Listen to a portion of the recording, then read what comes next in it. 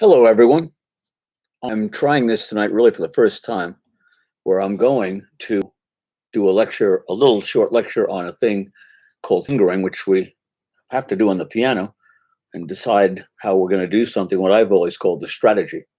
And I'm kind of makeshift. I want to do this on the real piano, but I'm still putting things together. But I said, you don't hold back, you just start.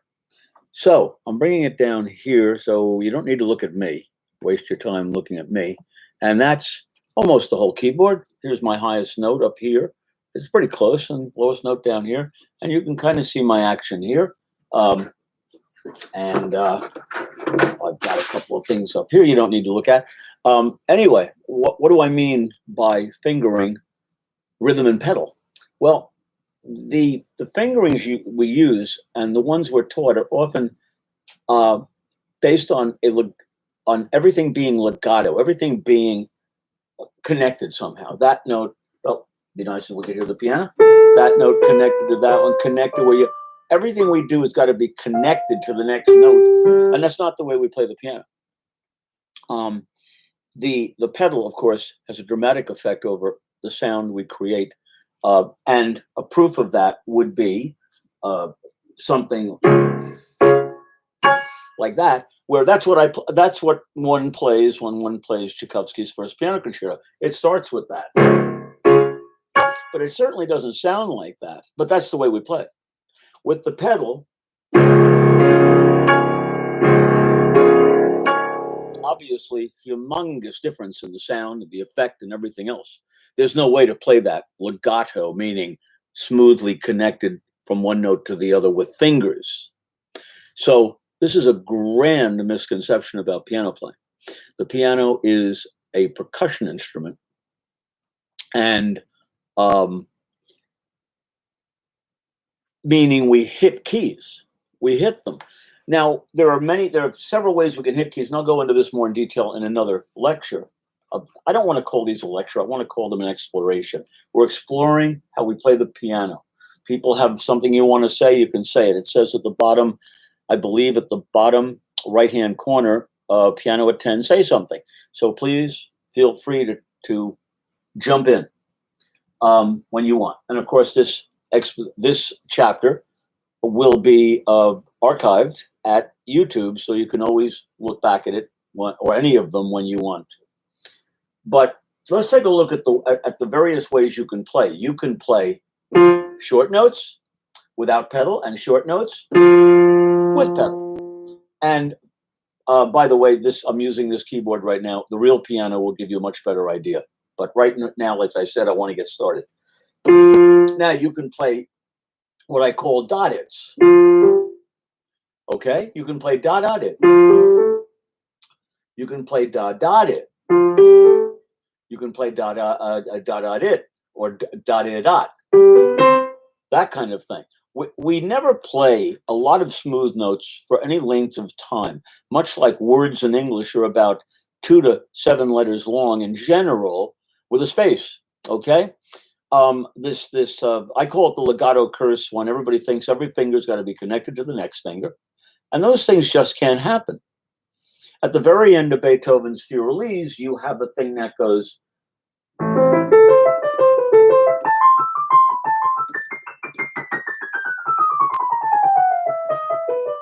Okay, but it doesn't sound like that. It's all pedaled, and you could hear me. Da da dit da da dit da da da da da dit da da dit da da da da da dit da da dit da, and then it comes down to chromatic scale. When it's played, you hear this.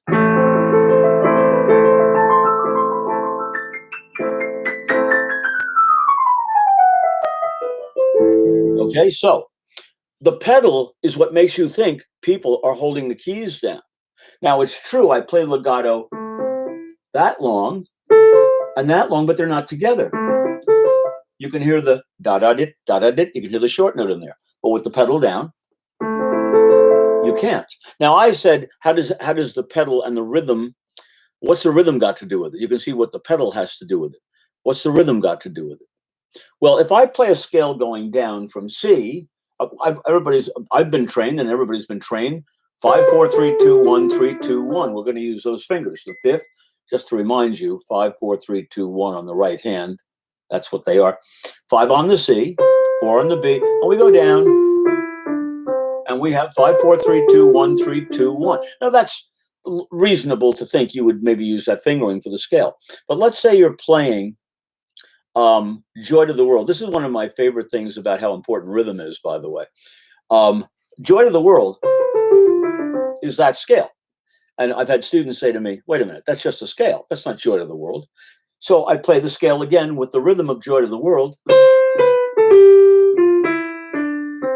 And they go, that's just a scale? I go, yeah, it's just a scale. Goes to show how important rhythm is. Now, the thing about the fingering on that is the fingering I use for the scale, 5, 4, 3, 2, 1, 3, 2, 1 is a big long note on G is a big long note. And a much smarter fingering for that, if all you had to play was that, would be 4, 3, 2, 1, and then 4, 3, 2, 1, because you have a long note. Now, somebody might say, yeah, but Jeff,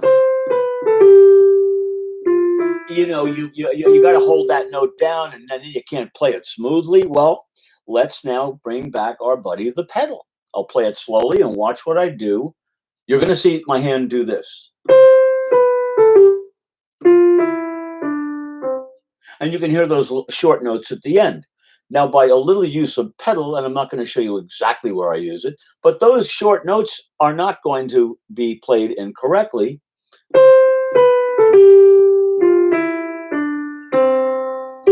And in fact, it gave me a chance to get my hand back up to play the next G. So the rhythm has a lot to do with why we pick certain fingers to do things. And a lot of books have really bad fingerings in them because they treat it as everything's legato. It's not, meaning with the hand. You can get all the legato effects with the pedal. And the piano is a rhythm instrument. We hit the keys. It has strings in it, but that doesn't make it a string instrument. We don't manipulate the string. We manipulate the hammer with the keys. So we're hitting stuff. In the Gershwin Rhapsody in Blue, you've got a rhythm like that. It's a rhythm instrument. Okay. And sometimes here's another part of the Rhapsody in Blue.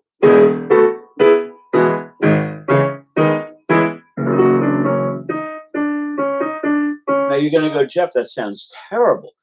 Yeah, can't you hold those notes down? There's no way I can play it legato.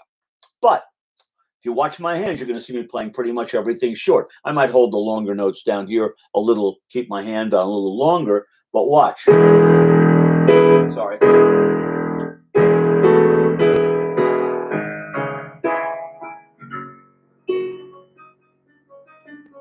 Yeah, that was pretty bad. To do it again, I don't like playing on this piano.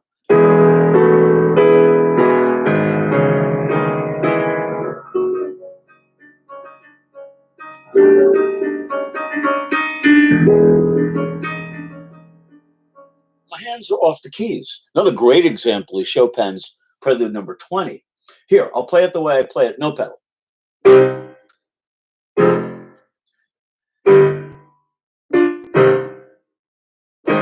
My hands are never on the keys. I'm just thrusting away. We'll talk about thrusts, another chapter, not tonight. But my hand's not on the keys.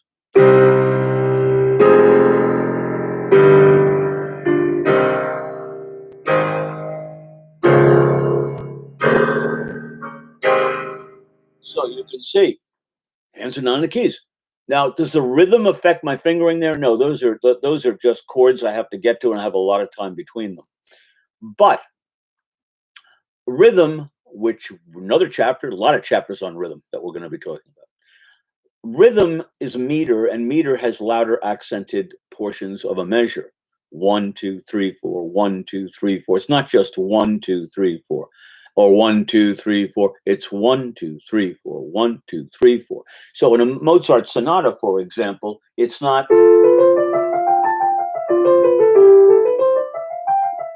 that evenness. It has a meter to it.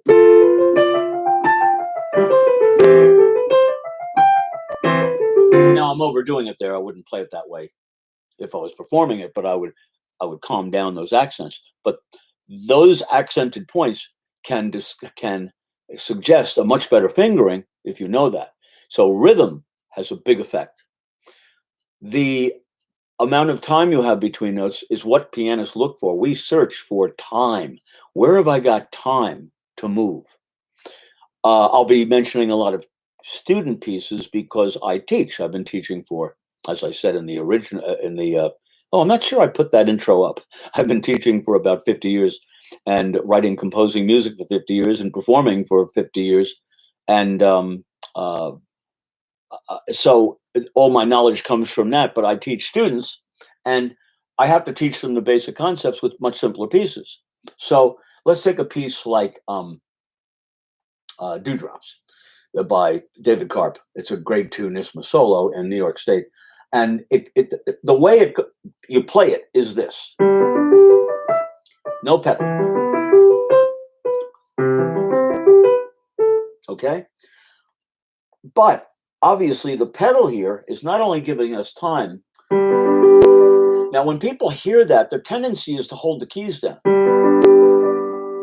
But you can see where just purely rhythmically, you need to get the left hand over to this E. So you've got to take the time that is bought for the left hand with the right hand playing 3 notes. So you have these 3 beats here, 3 triplet eighth beats to get ready for the E. If you do this, you're never going to make it. You're never going to make it there. And then I hit it. Notice I hit it short. So many kids get there and go, oh, good, I found it. I'm going to stay. No, you don't. The pedal's going to do that work. This hand's got to get back down to the E right away. So again, time. How much time? The rhythm tells you how much time. When one hand's playing, the other one's free. So, and what people don't watch when somebody's playing the piano, they don't watch the hand that's not doing anything, but is actually probably doing more than the hand that's playing because it's getting somewhere.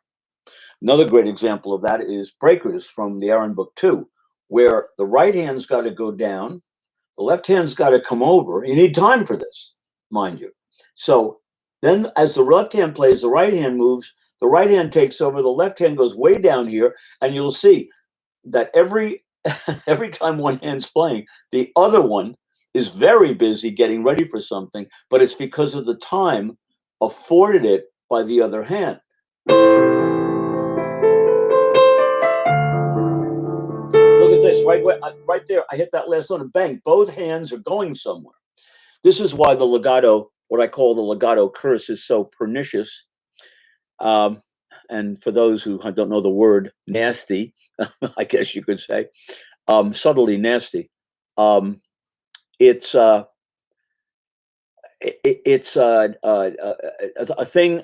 The legato curse is a thing that tells us keep your finger there until the next note comes. We don't do that on the piano. Now, are there times we have to keep a key down? That's called tenuto, by the way, meaning Italian, meaning to hold. And so there are times we have to keep a key down. We don't keep pushing it, but we just keep the fingers on the keys. There, I kept my right hand on those 2 keys because I was changing the pedal, as you can see by my foot. You can't really see it too well, but you can see it going up and down, up, down, up, down. So you'll see when I play it, you can see my foot coming up and down on each one of these, and I don't want to get rid of these, so I keep the hand down. That's not a legato thing. That's just a necessity to make it through the pedal, which we'll be talking about a lot. But this concept of legato has got to be nipped in the bud because we don't play longer than 4 or 6 notes legato. We're off the keys in between to start a new thing. And the only place you can get away with legato is probably in those 5 finger pieces they put in the beginning of the method books. But beyond that, that can't happen. Okay? So, how long have we been talking? About 20 minutes. That's good. I figured these little lessons every night, or whatever you call explorations for beginners and whatever. I mean, nobody that plays the Rachmaninoff Third Concerto is going to be watching this exploration. They've explored enough. But for students that I don't know, I'm kind of afraid for people not getting a second view of from what their teachers tell them, and I don't know how many teachers play professionally, and they use the method books, which I think are actually just more destructive than they are helpful. And it's not knocking anybody. It's just saying I used them when I started teaching. And it was very quickly, I said two things. First of all, these kids are staying on the keys with this legato thing too long. And also the pieces, a lot of them are really just bad. You can't make a case for them. So I don't have a book. You can't look for a Jeff Baker book. It's not going to happen. But I might put up some of the materials I use online. Yeah. And talk about them. And some of the ones I give early on. I give pieces right off the bat. Matter of fact, I'll finish this up with telling you about the first piece that I give a lot of my students, and it's called Westminster Chimes.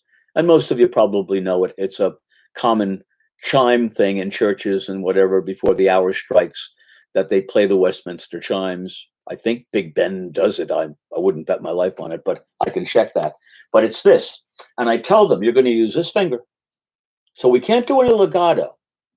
And you're going to keep the fingers up. We don't play with fists. We don't play like this. Never. Fingers stay up, but you're going to use that second finger like this. You know, let me see, right like that. And they play this.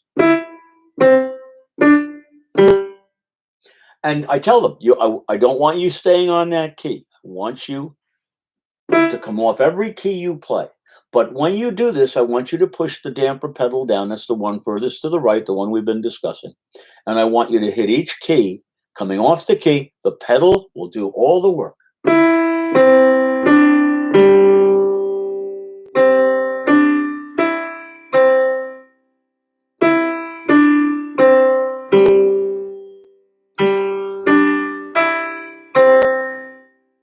And pedal up.